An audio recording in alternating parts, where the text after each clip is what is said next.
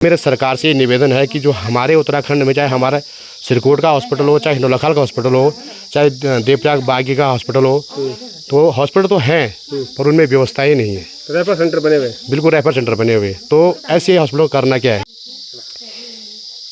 चलिए फिलहाल आप देख पा रहे होंगे वन विभाग से यहाँ पे जो है कुछ अधिकारी पहुँचे हैं, उनसे वार्ता करते हुए। पहले कभी घूमता था गुब्बारे में? पहले हमने देखा नहीं, मैंने कभी ऐसा सुना भी नहीं। बकरियों को गाय को मारता था, वो गाय जो आपके गांव की गाय बकरियां मारी है मतलब, पर ऐसा दिखा नहीं कभी। गाय को मारा था लेकिन ऐसा कभी नहीं हुआ कि हमने देखा होगा उनको। दबा दो। प्रधान जी, सबसे पहले मैं आपको धन्यवाद करना चाहूँगा, और मैं धन्यवाद इसलिए भी कर रहा हूँ कि आपकी जो जनता है वो आपको धन्यवाद करेगी। निरंतर उस दिन से आप काफ़ी परेशान हैं और पूरी मदद इनकी कर रहे हैं। जी आप इस घटना के बारे में क्या कहना चाहिए? पहले तो नमस्कार, मैं ग्राम प्रधान गोसिल हरी सिंह। सबसे पहले तो 4 तारीख शाम को जब मैं अपने हिंडोलाखाल से घर आया तो 6:30 बजे मेरे को खबर मिली कि यहाँ पे सुशील दास के लड़के को बाघ ने पकड़ लिया है। तो मैं ऐसे ही अपने नाइट वेट कपड़ों में, जैसे टी शर्ट वगैरह, सलवार में सीधा भाग के आया, यहाँ आ रहा था। तब तक फिर मेरे को दोबारा फ़ोन आया कि वो लड़का मिल चुका है, आप गाड़ी की व्यवस्था करो। अच्छा। फिर मैं गाड़ी की व्यवस्था, मैं फटाफट हिंडोलाखाल फ़ोन किया, गाड़ी बुलवाई, हम उसको हिंडोलाखाल अस्पताल में ले गए। वहाँ पे डॉक्टर ने उसका थोड़ा हल्का फुल्का ट्रीटमेंट जो भी करना था, टाँगे वाँगे मारे। उन्होंने बोला हमारे बस करें, इसको बेस अस्पताल सिरकोट रेफ़र करो। हमने कहा ठीक है, हम उसको फिर बेस अस्पताल सिरकोट ले गए। वहाँ पे भी डॉक्टर ने 1-2 घंटे वहाँ पे जो भी हल्का फुल्का ट्रीटमेंट किया। उन्होंने बोला हमारे बस का नहीं है, आप इसको ऐसे करो कि एम्स रेफ़र कर दो। हम उसको 10 बजे करीब सिरकोट से वहाँ नीचे एम्स में ले गए, ऋषिकेश एम्स में ले गए। ऋषिकेश एम्स में भी हम 12:30 बजे पहुँचे, तो वहाँ पे डॉक्टर ने 1-2 घंटे उसका ट्रीटमेंट किया। फिर देखा उसकी बाईं तरफ उसका जो गुद्दा है वो निकला हुआ है, तो इसका तो ऑपरेशन होना है, और ऑपरेशन तो हम कर सकते हैं। उन्होंने आस-पास देखा, हम तो कर सकते हैं, पर हमारे पास आईसीयू वाला बेड नहीं है। तो हमने कहा जब बेड नहीं है तो फिर तो आपने इसको पकड़ा क्यों? बेड नहीं है, आईसीयू वाला, जो आईसीयू वाला बेड होता है जो, वो बेड नहीं है। है। तो हमने कहा चलो ठीक, जब तुम्हारे पास बेड ही नहीं था फिर आपने इसको पकड़ा क्यों है? बिल्कुल। आप दूसरी जगह, हमको बोल दूसरी जगह ले जाओ जी। फिर हमने अपने गांव के पूर्व प्रमुख से जयपाल पवार से संपर्क किया 3 बजे रात को कि प्रमुख साहब ऐसी बात होगी, क्या करना है। वो नीचे देहरादून में रहते हैं, भानीवाला में। तो उन्होंने बोला आप ऐसे करो, उसको जौलीग्रांट लेके आओ। फिर हम जौलीग्रांट आए, तब तो पुरुष वहाँ पे खड़े हुए थे। उन्होंने भी अंदर बात की, वहाँ अंदर डॉक्टर, एक लेडीज़ डॉक्टर थे, उन्होंने काफ़ी हेल्प किया हमारी। पूरा घूमा वहाँ पे, सबको फ़ोन किया, आईसीयू वाला बेड नहीं मिला। तो वहाँ पे डॉक्टर ने उसको देखा भी नहीं, पेशेंट को। वो गाड़ी में आईसीयू वाली देखा तक नहीं, वो आईसीयू वाली गाड़ी में मरीज़ बैठा पड़ा हुआ था। उसके बाद फिर हमने सारी इधर जितने भी हॉस्पिटल हैं सब जगह फ़ोन किया, पर कहीं आईसीयू वाला बेड नहीं मिला। तब मुझे मजबूरन क्या मतलब ये है कि विधायक साहब को तो पता ही था। फिर मैंने कहा मैं विधायक साहब को पूछता हूँ एक बार यार। फिर मैंने 5:30 बजे रात को विधायक साहब को फ़ोन किया।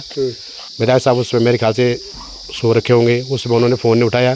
फिर 6:30 और 6:15 बजे भी उन्होंने मेरे को कॉल किया कि बोला प्रधान जी क्या हो गया? मैंने कहा ऐसी बात है कि कहीं भी बेड नहीं मिल रहा है, आईसीयू वाला बेड नहीं मिल रहा है। तो उन्होंने बोला ठीक है रुक जाओ 2 मिनट, मेरे को 2 मिनट दो। मैंने 2 मिनट के बाद फिर उन्होंने बैक करके आप ऐसा करो प्रधान जी कि सीधा बच्चे को कैलाश हॉस्पिटल देहरादून ले आओ। हमने कहा ठीक है, हम देहरादून ले गए। तो हमारे विधायक साहब ने हमारी बहुत मदद की है। विधायक साहब वहाँ पे खड़े रहे, उन्हें पूरी डॉक्टर की टीम खड़ी कर दी, और उसके बाद उन्होंने पूरा उसका ट्रीटमेंट करवाया। आज की डेट में बच्चा सही है, बातचीत भी कर, हल्की फुल्की बातचीत भी करने लगा है। तो अच्छा प्रधान जी, आप इस घटना पर क्या कहेंगे कि एम्स से लेके और कैलाश अस्पताल तक के लिए 7,500 रुपये डिमांड की गई और देना भी पड़ा? खैर मजबूरी का फ़ायदा उठाते हैं ना। अब हमारे गढ़वाल में कहावत है कि जिसका मरे वो क्या ना करे। बिल्कुल है ना। वो तो अब ये है कि हमारी मजबूरी थी, हमें देना पड़ा। मैंने उनसे काफ़ी रिक्वेस्ट किया, एम्बुलेंस वाले से, जो एम्स में मैंने उससे बोला भाई साहब थोड़ा गरीब आदमी है, थोड़ा सही बोलो, थोड़ा बचो 1-2 हज़ार कम कर दो। उन्होंने आप पर्ची दी आपको? नहीं, कोई पर्ची नहीं दी मेरे पास। आप देखिए कितना बड़ा दुर्भाग्य है। अगर आप ऑनलाइन पेमेंट करते तो शायद वो उसको लेने से मना कर देते। 7,500 का अमाउंट एम्स से लेकर के कैलाश तक का, कितना जायज़ और कितना नाजायज़? और अगर जायज़ है तो क्यों आप लोग बिल बुक यानी पक्का बिल क्यों नहीं देते, ताकि ये लोग कल कह सकें? अब कल अगर बात आएगी कि हमने नहीं लिया तो साफ मुकर जाएंगे। यही बात है ना? बिल्कुल हाँ जी, बिल्कुल सही बात है। ये लोग मुकर जाएंगे फिर बात में कि हमने लिया ही नहीं। दोस्तों ये बात तो आप भली बात जानते हैं कि पहाड़ों में रहना कितना मुश्किल है, और यहाँ पे कोई भी कार्य, कोई निरीक्षण करना हो बेहद मुश्किल भरा काम है। आप देखिए किस तरह से जो है इन बेहद रास्तों से जाना पड़ता है उन घटना स्थलों तक, और आने जाने के साधन जो है आप फिलहाल आपसे छिपा हुआ नहीं है।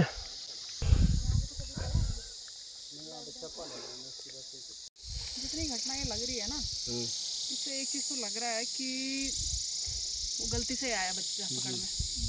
क्योंकि आसानी से लेपर्ड ऐसे छोड़ के भी नहीं जाता और मारने होता तो कुछ हाथ पैर से कुछ तो जद्दोजहद करता उसको मारने की। उसको वो लग गया कि मैंने गलत पकड़ लिया ये और उसने छोड़ दिया वो चक्कर में। यहाँ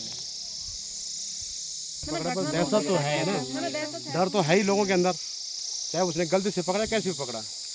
अब तो कल भाई साहब उनको पता कितनी औरतें थे, सब कह के कहना था कि शूट करो शूट करो।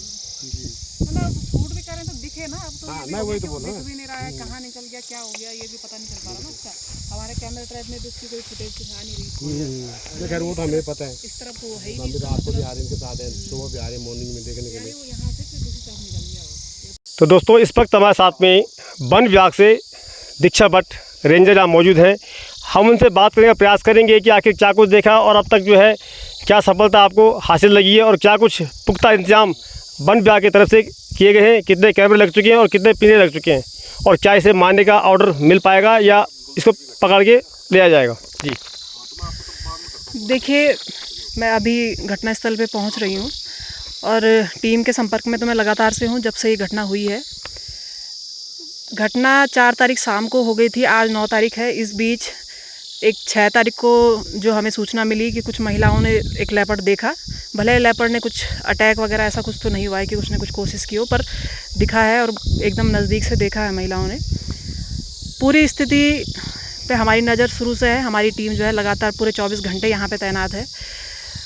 पर जो अभी तक का अगर अपडेट मैं आपको बताऊं तो यहाँ आसपास हम लगातार सारे प्रधान जी के द्वारा भी और हर तरह से जनप्रतिनिधियों के द्वारा भी हम आसपास के गांव में भी संपर्क कर रहे हैं। तो इस क्षेत्र में और आसपास के क्षेत्र में कहीं पे भी गुलदार का मूवमेंट दिख नहीं रहा है। इसलिए हम भी असमंजस की स्थिति में है कि क्या ये सच में एक मैन ईटर था या नहीं है। दोनों ही स्थिति अभी जो है क्लियर नहीं हो पा रही हैं, पर हम हर तरह की स्थिति से जूझने के लिए तैयार हैं। अभी तो फ़िलहाल जो हमें जो सिर्फ पिंजरा लगाने की परमिशन मिली थी, तो पिंजरे हमने यहाँ पे पहले एक लगाया था, पर थोड़ा मौका और स्थिति को देखते हुए कि ताकि कोई और घटना ना हो पाए, इस वजह से हमने फिर दूसरा भी पिंजरा इस क्षेत्र में लगा रखा है। कैमरा टैप हमने अभी कुछ लगा रखे हैं और आज हम कुछ और ला रहे हैं क्योंकि आसपास मूवमेंट दिख नहीं रही है। तो हम सोच रहे हैं कि कुछ और कैमरा ट्रैप लगाया जाए और क्षेत्र का थोड़ा सा और दूरी पे भी हम लगाएं, ताकि किसी तरह से ये पता लगे कि लेपर्ड किधर है, एक लेपर्ड है, एक से ज़्यादा है, मादा है, नर है। क्योंकि अभी फ़िलहाल हमें किसी तरह का उसका जो है मूवमेंट अभी दिख नहीं पा रहा है आसपास। अब आगे की स्थिति जो है हम लगातार उस पर नज़र बनाए हुए हैं और जो भी होगा हमारी उसमें पूरी तरह से हम उसमें मतलब किसी भी तरह की लापरवाही नहीं बरतेंगे, क्योंकि जनता की सुरक्षा हमारे लिए सबसे ऊपर है। तो जैसा भी इसमें आगे जो भी होता है स्थिति, तो उस हिसाब से ही हम भी आगे को अपडेट करेंगे। इसमें शूट करने का भी, इसको अगर परमिशन के लिए हमने करना है तो वो भी हम तभी कर पाएंगे, क्योंकि पहले हमें खुद को थोड़ा स्पष्ट होना ज़रूरी है कि स्थिति है क्या। पर क्योंकि मूवमेंट दिख नहीं रहा है तो हम भी चीज़ें क्लियर नहीं हो पा रहा है हमें भी ना। तो पर जैसा भी होता है हमारी नज़र इस पर लगातार बनी है और किसी भी तरह की अनहोनी हम होने नहीं देंगे इसमें। धन्यवाद। तो देखिए दोस्तों, आप वन विभाग की पूरी टीम लगी पड़ी है बिल्कुल तत्परता के साथ में। सभी लोग अपने लाठियों से लेके हो, चाहे कैमरा हो, चाहे दूरबीन हो। अभी एक भाई साहब यहाँ पे दूरबीन लगाकर भी देख रहे हैं कि क्या कुछ हरकत कहीं नज़र आती है या नहीं। लेकिन आज कुल मिलाकर बात यह है कि आज पहाड़ों में रहना मुश्किल हो चुका है। क्या कहना चाहेंगे आप इस घटना पर? मैं इनसे ये कहना चाहता हूँ कि लेपर्ड को मारने का ऑर्डर दिया जाए और ये अनहोनी ना हो दोबारा, यही मेरे से आग्रह है। मैं सबसे पहले तो वन विभाग की टीम का बहुत बहुत धन्यवाद करता हूँ, जो लोग कि 5 तारीख से कंटिन्यू, आज 9 तारीख हो गई हैं और कंटिन्यू आज हमारे साथ खड़े हैं। पर इनके पास सिर्फ डंडों से कुछ नहीं है। बिल्कुल, ये रात को भी गश्त पे जा रहे हैं, मैं देख रहा हूँ। मैं भी कल परसों ही घर पहुँचा देहरादून से। उस बच्चे की हालत जब थोड़ा ठीक हुई तो मैंने कहा चलो मैं घर में विभाग के साथ कुछ काम करता हूँ। तो उसके बाद जब मैं परसों घर पहुँचा तो मैंने देखा यार ये बेचारे, इनके पास सिर्फ डंडों से कुछ नहीं है। बिल्कुल, अब रात को निकल रहे हैं गश्त पे, कहीं भाग नहीं, अगर इन पर अटैक करें इनके पास क्या होगा, क्या सुविधा है, बचने की व्यवस्था क्या है।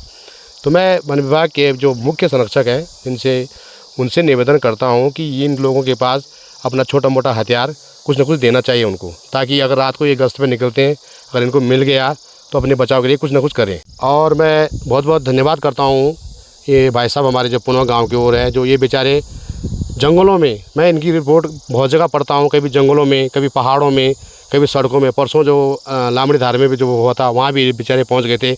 आज मेरे गांव में सड़क से कम 5-7 किलोमीटर ऊपर जंगल में है जहाँ घटना हुई है, ये बेचारे वहीं पहुँच गए कि क्या घटना हुई, कैसे हुई। तो ये इनका मैं बहुत बहुत धन्यवाद करता हूँ इस भाई साहब का ये हमारे इलाके के हैं, पर बहुत बहुत धन्यवाद कि जो हमारा पूरा सहयोग कर रहे हैं और पूरी जानकारी हमसे ले रहे हैं। परसों भी फ़ोन पे बात कर रहे थे। आप हमारा धन्यवाद करते हैं और मैं धन्यवाद करता हूँ उस सारी जनता का जो आज सोशल मीडिया के माध्यम से आज मदद कर रही है हमारी समस्याओं को सरकार तक पहुंचाने में। दोस्तों, आज सोशल मीडिया का जो ताकत है, आज सरकार तक हमारी कमियां पता लग रही हैं और कहीं ना कहीं दूर भी हो रही हैं। सरकारें कर भी रही हैं। कुछ समस्याएं ऐसी है कि जो दुर्गम रास्ते हमारे होते हैं, कि सड़क नहीं, कि कुछ नहीं है, कुछ समय भी लगेगा, लेकिन कहीं ना कहीं आज सरकार को जागने का वक्त आ गया है। और यदि अभी भी काम नहीं होता है तो अब पहाड़ी सोने वाला नहीं है। ये वही उत्तराखंडी है जिसने उत्तराखंड की लड़ाई के लिए अपनी शहादत दी, अपनी कुर्बानी दी। आज पहाड़ी जाग गया तो आपके लिए मुसीबत खड़ी कर सकता है।